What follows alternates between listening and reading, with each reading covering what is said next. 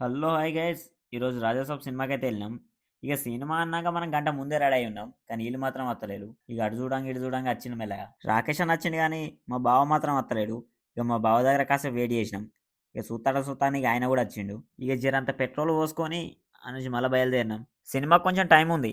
ఇక అంత లోపల ఏం చేద్దామని పానీపూరి తిన్నాం. పానీపూరి తినాక తింటానా కానీ కొంచెం లోపల భయం అవుతుంది. ఎక్కడ నన్ను బిల్లు కట్టమంటలేమో. నాకనే రూపాయి లేదు. ఇక అంత లోపల సినిమాకి టైం అయింది. టికెట్ తీసుకొని లోపలికి పోయినాం. సినిమా కొంచెం లేట్‌గా ఏసిండు. అంతలోపల 'వెంకి మామని' చూసుకుంటున్నాం. సినిమా టైటిల్ కార్డ్ పడ్డది మామ. గూస్ బంప్స్ అంతే. ఎన్నడూ లేనిది ఇంటర్వెల్‌లో స్నాక్స్ తెచ్చుకున్నా.